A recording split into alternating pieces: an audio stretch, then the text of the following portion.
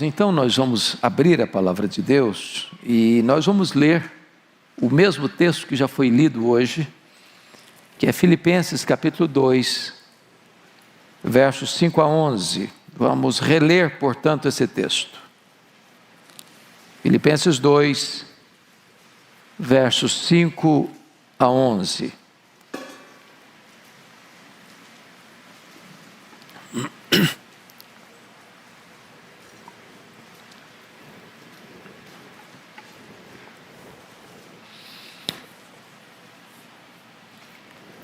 O texto diz o seguinte: tende em vós o mesmo sentimento que houve também em Cristo Jesus, pois ele, subsistindo em forma de Deus, não julgou como usurpação o ser igual a Deus, antes a si mesmo se esvaziou, assumindo a forma de servo, tornando-se em semelhança de homens e reconhecido em figura humana.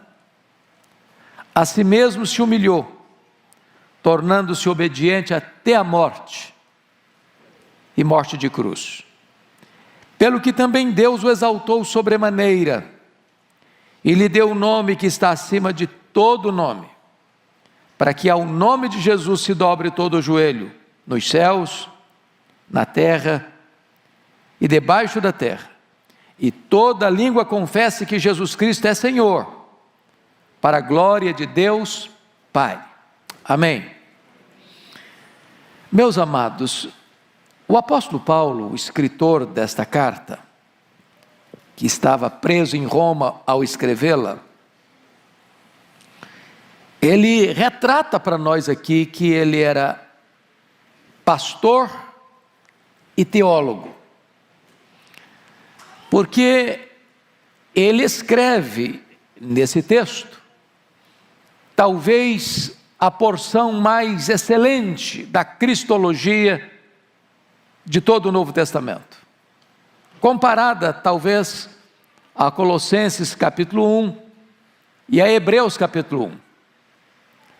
Mas ele trata desta porção tão sublime da cristologia com objetivo pastoral, com propósito pastoral.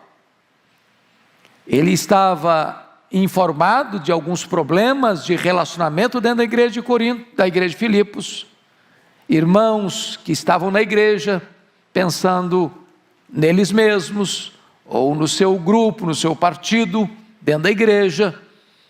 E ele então, para corrigir esses conflitos e essas tensões de relacionamento, evoca 4 modelos, 4 exemplos, para os crentes olharem, observarem, para corrigirem esse sentimento de egoísmo e de partidarismo que estava prevalecendo dentro da igreja. E o primeiro exemplo que Paulo cita, o exemplo de Cristo, no capítulo 2, verso 5, tende em vós o mesmo sentimento que houve também em Cristo Jesus. O segundo exemplo que ele cita é o seu próprio exemplo, capítulo 2, verso 17. Entretanto, mesmo que eu seja eu oferecido por libação, sob o sacrifício e serviço da vossa fé, alegro-me, com todos vós me congratulo. O terceiro exemplo que ele cita é o exemplo de Timóteo, capítulo 2, verso 20. Porque a ninguém tenho de igual sentimento, que sinceramente cuide de vossos interesses. E o quarto exemplo que ele cita é o exemplo de Epafrodito, capítulo 2, verso 30. E visto que por causa da obra de Cristo, chegou ele às portas da morte, se dispôs a dar a própria vida para suprir a vossa carência de socorro para comigo. Se vocês notaram, nos 4 exemplos que ele cita, o de Cristo, o dele mesmo, o de Timóteo e o de Epafrodito, a postura foi de abnegação, foi de autossacrifício, foi de pensar no outro mais do que pensar em si mesmo. E não há uma outra maneira de você corrigir tensões de relacionamento, seja no casamento, seja na família, seja na igreja, seja no trabalho, ou em qualquer área da sociedade, senão esse sentimento de pensar no outro antes de pensar no eu. Bom, então Paulo, para lidar com esta questão pastoral, ele traz à tona para nós o máximo, o superior exemplo de Cristo. E então, Paulo vai mostrar para nós que Cristo é o nosso supremo exemplo. Tende em vós o mesmo sentimento que houve também em Cristo Jesus. Quando ele diz em vós tende o mesmo sentimento que houve também em Cristo Jesus, ele está dizendo do sentimento que teve Cristo, de mesmo sendo zombado, escarnecido, cuspido, esbordoado, pregado na cruz, mesmo naquela circunstância, o Senhor Jesus Cristo ainda ora ao Pai e diz: Pai, perdoa-lhes, porque não sabe o que fazem. Mesmo naquela circunstância, Cristo pensou no outro e rogou a Deus pelo outro, sendo esse outro aquele algoz que lhe cuspiu na face e que lhe esbordou a cabeça. Pois bem, dito isto, eu gostaria que nós entendêssemos nesse espírito de Natal, porque estamos celebrando o Natal de Jesus, olhar nesse texto dois momentos fundamentais da vida de Cristo. A primeira delas, ou o primeiro momento deles, foi a humilhação de Cristo. Vejam vocês comigo alguns degraus dessa descida. Primeiramente, no versículo 6 está escrito o seguinte, olha aí, Filipenses 2, versículo 6, pois ele, subsistindo em forma de Deus, não julgou como usurpação ser igual a Deus. Então a primeira coisa que você nota é que Jesus voluntariamente abre mão dos seus direitos. Agora entendamos isso. O que é uma usurpação? Quando você diz assim, fulano usurpou algo, o que você está dizendo? Que ele está ocupando ou quis ocupar uma posição que não lhe é cabível, que não lhe é legítima, que não lhe é de direito. Está usurpando, ocupando aquela posição sem direito, sem legitimidade, de forma, às vezes, desonesta. Agora, a pergunta é, Jesus era Deus? E a resposta é sim, ele era Deus. Antes que houvesse mundo, ele era Deus. Antes da criação do universo, ele era Deus. Antes que existisse todas as coisas, ele já tinha plena comunhão e honra e glória com o Pai, lá nos refolhos da eternidade. Então, se ele requeresse todos os direitos plenos da sua divindade, isso não era usurpação, era direito. Mas mesmo tendo direito, ele abre mão, ele renuncia direitos, para mostrar para nós o máximo exemplo de renúncia e de abnegação. E claro que Paulo aplica isso à questão pastoral de relacionamentos. Porque qual a maior causa dos conflitos nossos relacionais? Não, mas eu estou no meu direito, mas eu não abro mão do meu direito, mas eu não cedo, mas eu não perdoo, fui eu que fui humilhado, fui eu que fui prejudicado, fui eu que fui injustiçado. Agora vamos entender que ele, subsistindo em forma de Deus, não julgou como usurpação ser igual a Deus. O anjo de luz, Lúcifer, sendo criatura e a mais exaltada delas, não se contentou em ser criatura, quis ser igual ao Criador. Ou o homem, Adão, colocado no Éden, como gestor de toda a obra da criação, sobre as aves do céu, sobre os animais da terra, sobre os peixes do mar. Ele não se contentou em ser líder, ele quis ser igual a Deus. E Jesus, sendo Deus, não julgou como usurpação ser igual a Deus. Então a primeira coisa que Paulo trata para nós acerca de Cristo é que Ele é o máximo exemplo para nós de renúncia, de abrir mão de direitos. Agora vamos ao segundo degrau desta descida, desta humilhação. Veja você comigo, no versículo 7. Antes a si mesmo se esvaziou. Agora preste bem atenção no termo. Ele não foi esvaziado, ele se esvaziou. Ninguém tinha poder de esvaziá-lo, ele se esvaziou. Mesmo quando os homens o chamaram de endemoniado, de beberrão, isso não o atingiu, isso não o afetou, isso não mudou a natureza dele. Se as pessoas falarem mal de você, ou acusarem você, tem duas opções: ou isso é verdade ou isso é mentira.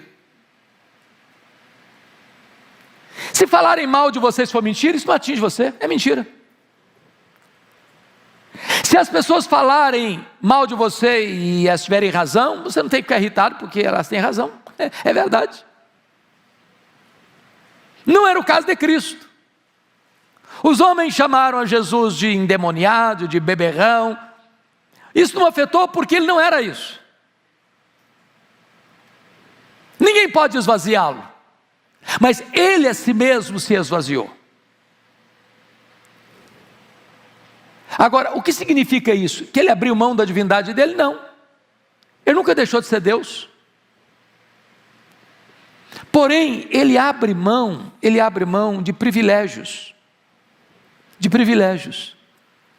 daquela honra e glória que ele tinha com o Pai, antes da fundação do mundo, de estar lá na glória, cercado de anjos, querubins e serafins, que o adoravam e o serviam.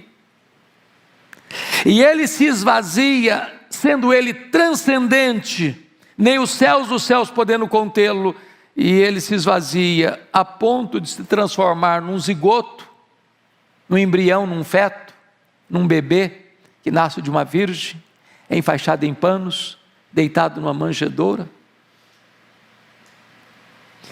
Ele se esvazia a ponto de, sendo santo, se fazer pecado, sendo bendito eternamente, se fazer maldição,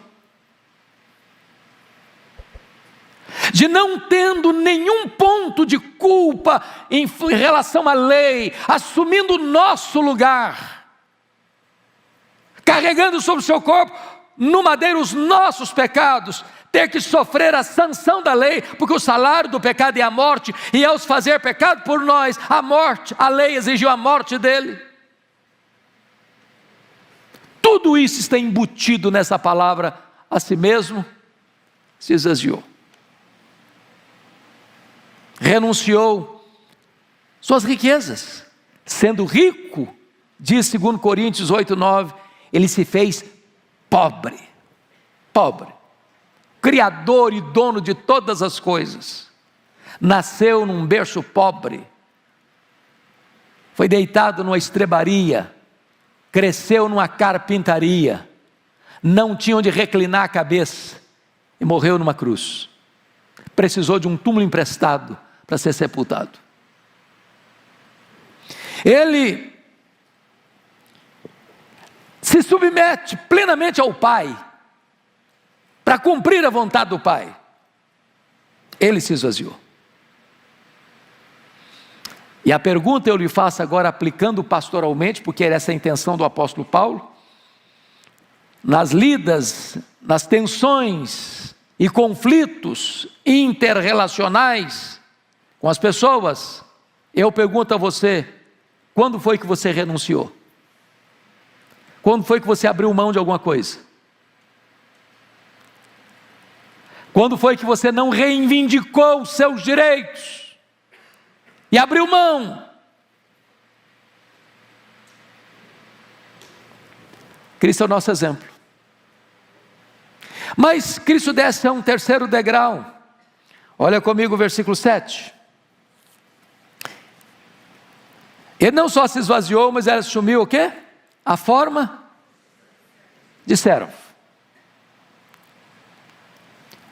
Haviam 3 palavras no grego para servo.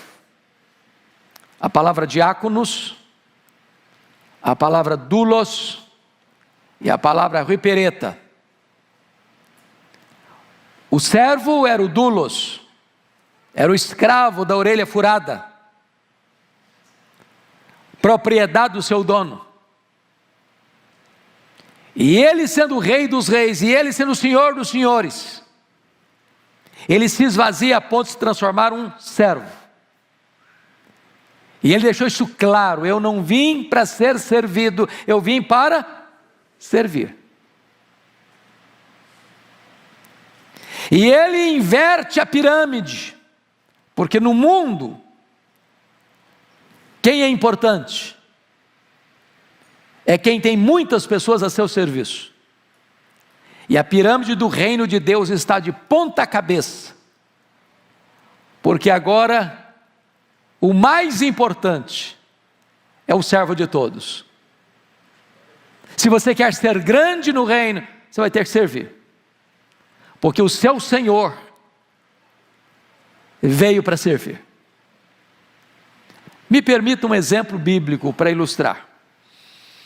Lá no cenáculo, quando os discípulos estavam ao redor da mesa para participar da Páscoa, não se assentava à mesa sem lavar os pés, sem lavar as mãos, até porque eles não tinham sapatos fechados como os nossos, e as estradas eram empoeiradas, até porque Jerusalém está dentro de um deserto. Certamente as ruas não eram asfaltadas, e quando se assentaram, tinha até uma bacia, tinha até água, tinha até toalha, mas não tinha nenhuma disposição de nenhum dos discípulos de exercer o papel de doulos, de servo. E eles se assentaram à mesa assim mesmo. E na medida em que eles sentaram, eles começaram a conversar entre eles, quem era o maior, quem era o mais importante, quem tinha mais prestígio. Esse é o papo do ser humano, não? Feira de vaidades, passarela das vaidades. Quando Jesus se levanta, se cinge com a toalha, pega uma bacia e começa a lavar os pés dos seus discípulos. E eu imagino o constrangimento. A Bíblia não conta todo o registro, porque ela não tem esse propósito de descer a detalhes, mas destaca, por exemplo, a reação de Pedro. Tu me lavarás os pés a mim? E Jesus diz: o que eu faço agora tu não entendes, entendê-lo-ás depois. E ele, perplexo, chocado, disse: não me lavarás os pés, eu não vou permitir isso, que tu te humilhes a esse ponto. E Jesus disse: se eu não te lavar os pés, tu não tens parte comigo. E ele responde: então o senhor lava os pés, o senhor lava as mãos, o senhor lava a cabeça. Aí Jesus: você não está entendendo nada, todos vocês estão limpos, exceto um que era Judas Iscariotes, só basta lavar os pés. Mas terminada essa cerimônia, Jesus retorna à mesa e diz assim: vós me chamais o Mestre e o Senhor, e fazeis bem, porque eu sou. Mas eu vos dei o exemplo. Em outras palavras, você que é mestre, você que é Senhor, sirva, se você quer imitar a Cristo, se você quer ser um cristão. Quanto mais alto for sua posição, mais humilde deve ser a sua posição de serviço. Se nós adotássemos esse exemplo de Cristo, os nossos problemas pessoais e interpessoais seriam resolvidos.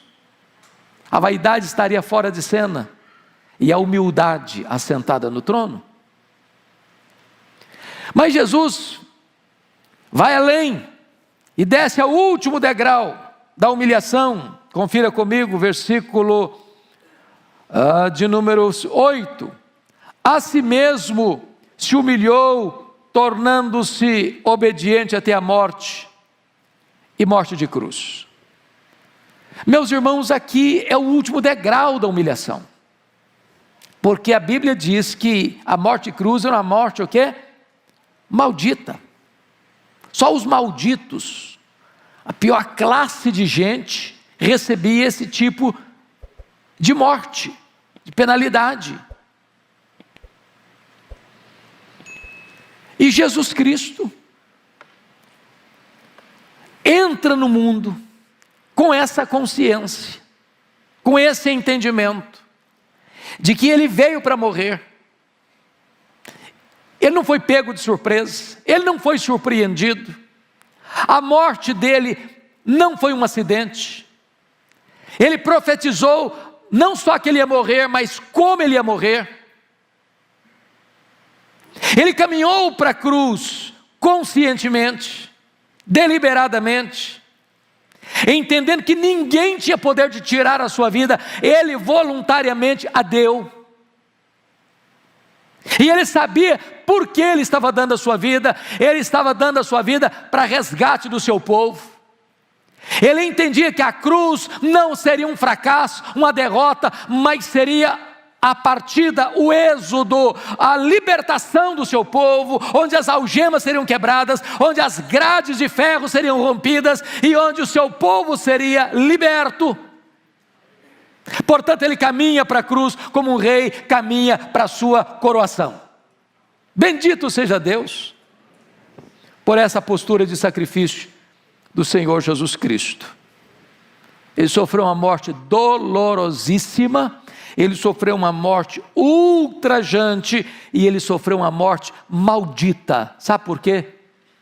Porque nesse momento Ele se colocou exatamente no seu e no meu lugar, para cumprir a lei e para satisfazer a justiça divina, para nos libertar, nos remir, nos salvar, nos perdoar e nos fazer novas criaturas. Pois bem, queridos, notem vocês que Paulo trabalha isso de uma maneira tão linda, porque é o texto em que Paulo lida com as duas vertentes, com a humilhação, os degraus da humilhação e agora os degraus de subida, da exaltação dele. Então preste atenção como é que Paulo lida com isso. Versículo 9. Pelo que também Deus o exaltou sobremaneira. Exaltou sobremaneira na língua grega é uma única palavra. A ideia aqui é que ele foi exaltado a uma posição onde não tem como exaltar mais. Quando você exalta um homem, é possível ainda exaltá-lo mais. Por mais exaltado que ele seja, é possível subir um pouco mais essa escalada. Pois Jesus foi exaltado a uma posição que não tem como exaltá-lo mais. Já está em grau superlativo. Já foi exaltado ao máximo. Agora, notem, quando se tratou de esvaziamento, foi Ele quem se esvaziou. Ele não foi esvaziado.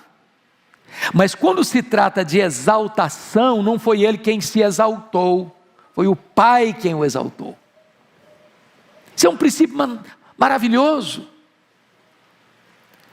Porque, via de regra, o ser humano gosta de humilhar o outro e de exaltar a si mesmo. Jesus pega o caminho contrário. Ele se humilhou, mas ele não se exaltou.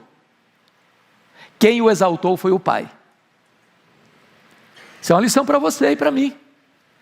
Se você se humilhar debaixo da poderosa mão de Deus, o próprio Deus exaltará você. Quem se exalta, diz a Bíblia, será o quê? Humilhado. Mas quem se humilha, diz a Bíblia, será o quê? Exaltado.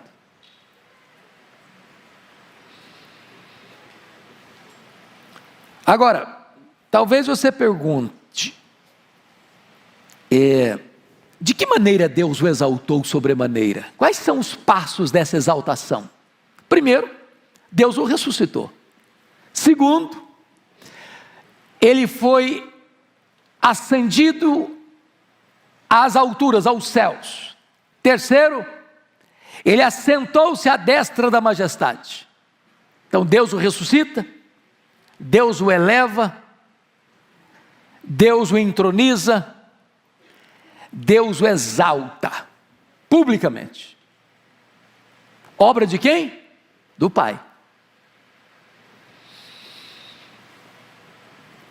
Vejam vocês, que nessa exaltação, diz o texto, que ele recebe, como emblema dessa exaltação, um nome. Deus o exaltou sobremaneira e lhe deu o nome que está acima de todo nome. Eu chamo a sua atenção para isso, porque Jesus recebe este nome que é sobre todo nome, primeiro, diz a Escritura, por herança. Por herança. Está lá em Hebreus 1,4. Segundo, Jesus recebe esse nome por doação. Está escrito aqui. E Deus lhe deu o nome, que é sobre todo nome. Terceiro, ele recebe esse nome por conquista. Por conquista. E este nome, irmãos, é o nome que está acima de todo nome. Tem nome grande, tem nome extraordinário, tem nome de gente rica, tem nome de gente sábia, tem nome de gente poderosa, tem nome que traz pavor e medo, mas Jesus recebeu o nome que está acima de todo nome.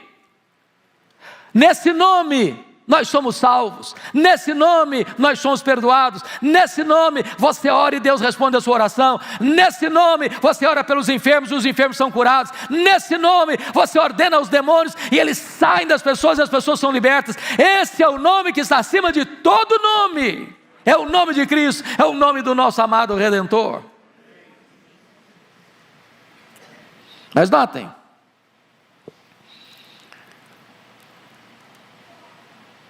no versículo 10, Paulo diz, para que ao nome de Jesus se dobre todo o joelho nos céus, na terra e debaixo da terra.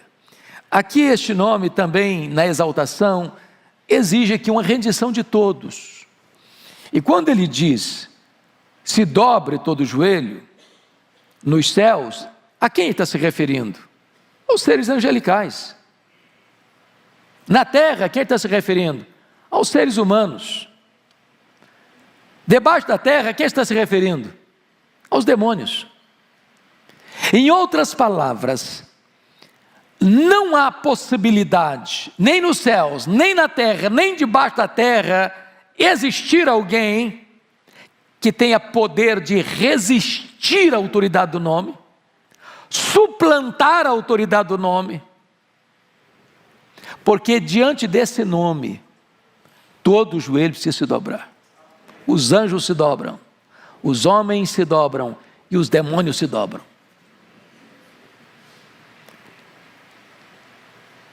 É claro que talvez você argumente, bom, mas ainda há pessoas hoje que zombam do nome de Jesus, que escarnecem no nome de Jesus, e está acontecendo todo dia, toda hora. Na mídia, na imprensa, na literatura, no teatro, nas passarelas de carnaval, nos parlamentos, nas cortes,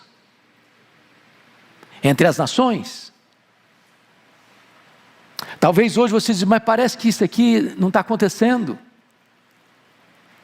porque o nome de Cristo é escarnecido todo dia, é zombado todo dia.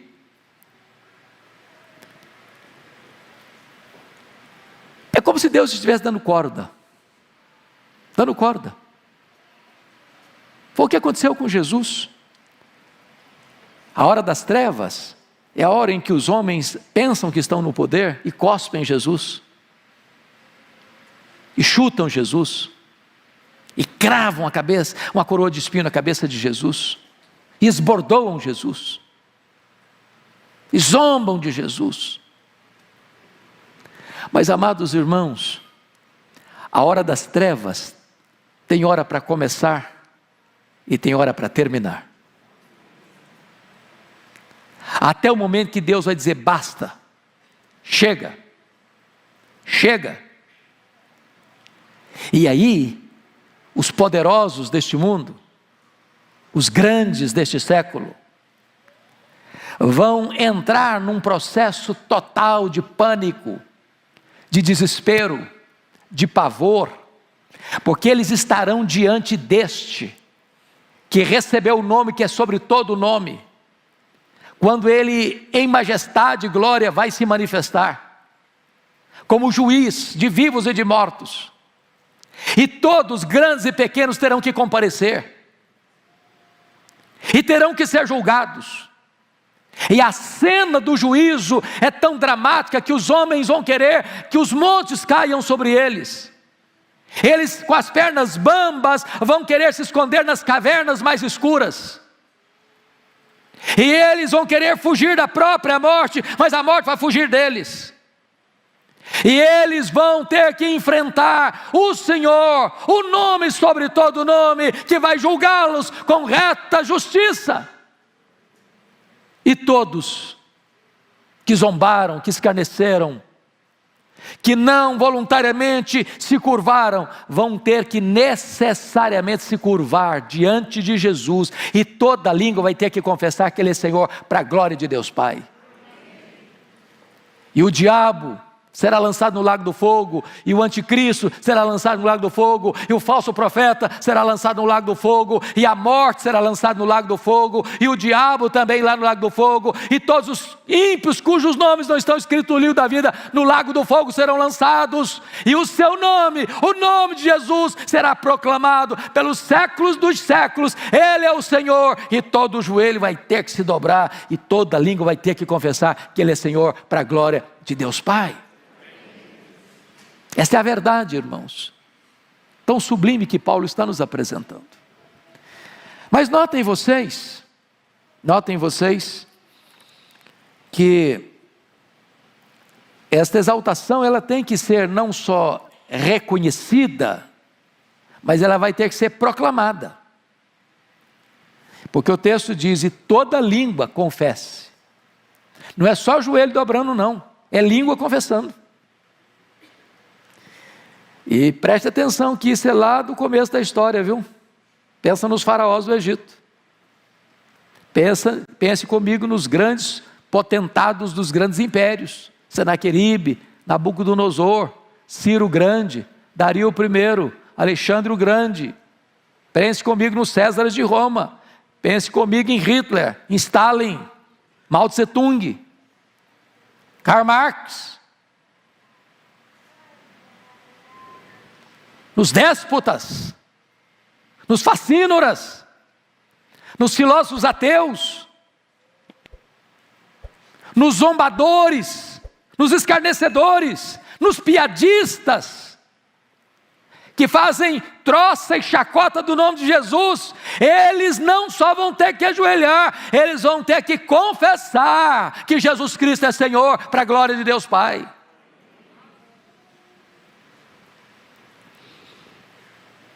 Agora, o que eu acho, e eu termino aqui, que me impressiona no texto, é que a exaltação de Jesus é concluída no momento em que Ele, ao receber toda a glória, devolve a glória para o Pai. Esse é outro princípio.